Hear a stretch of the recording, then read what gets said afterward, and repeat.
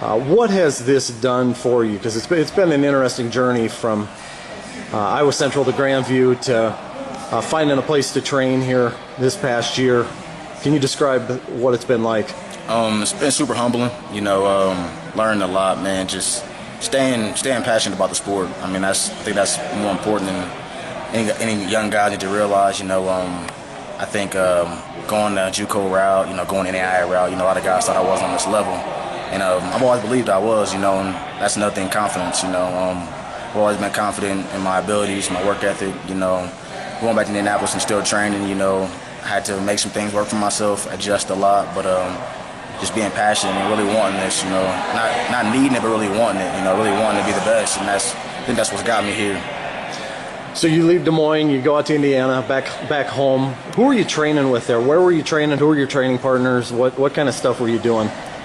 Mainly, I started a little club out there called Regretting Opportunities. I kind of started a little movement in college, RNO, and I got introduced to Indiana Pride, Nicole out there.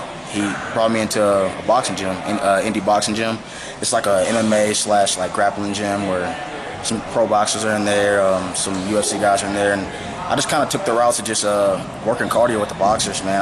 I work a lot of boxing cardios, a lot of different, I want to say cross training, and really as far as drill partners, I didn't have any elite guys. I was drilling with a lot of advanced high school guys, advanced middle school guys that I actually was just training one-on-one. And anytime I had free, I'd get in the U of Indy's room, the D2 around the south side of Indianapolis. I'd go train with Cash Caroga, one of the assistants over there, and little DeAndre Wilson. He's a local. He was at the Grandview.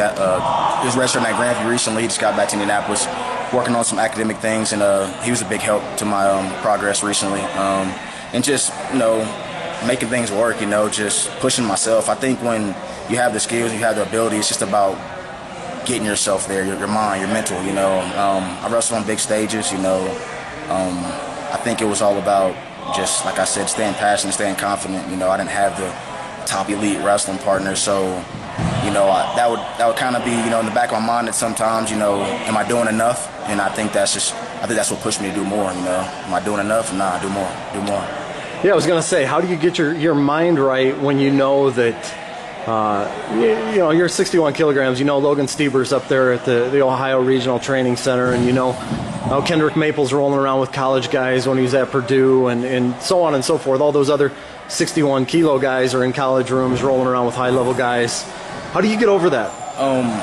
Being at 65 kilos, man, I took a lot of bumps and bruises, and lost some tough guys, and I think the weight cut, just getting myself, I knew when I got to 61s, I'd be a tough opponent at 34.5 pounds. So I didn't let I know Logan's in a great training situation as well as Kendrick. I just know that I'm different. I like to separate myself. I don't like to do what everyone's doing. I like to know what they're doing. To adjust my training. But I know I'm different. I'm special, and I knew if I can do this on my own, when I did get into a bigger club or belong to a big sponsor, that I could be the top guy.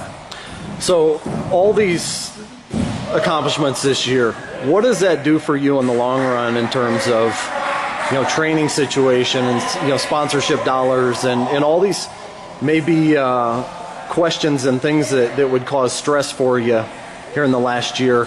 How much of those have been alleviated just by the success that you've had this spring? So much. Shouts out to Indiana University. Angel Escobedo, he's got the head associate job over here, him and Goldman, working on getting to their staff, working more with their college guys. So the opportunities opened up since the open. The trials, kind of on NYAC right now, so they've helped out tremendously with getting me around the sponsored tournaments. Out in Vegas, I had to actually, collect sponsored money up with community businesses with my fiance. So, just having that whole bigger structure, behind you, it definitely builds more confidence. Going out there, I'm proud to do what I did, but I know I got a lot more to do. So I'm just staying humble. How many times have you been part of training camps like this? Never. Really? First time, seeing the guys like JB, James Green, Kyle, even Logan, just watching these guys, demeanor in the room and how diligent they are with their training. I know I belong. I know I belong. I know I'm one of the top guys. I just gotta keep working my way up. What's next for you? Next is working to get my passport. I'm going to Romania. Getting to Romania and trying to get overseas as much as possible, whether it's training, whether it's tournaments. I've never had that liberty of being overseas, so I think that's going to be a big add-on to my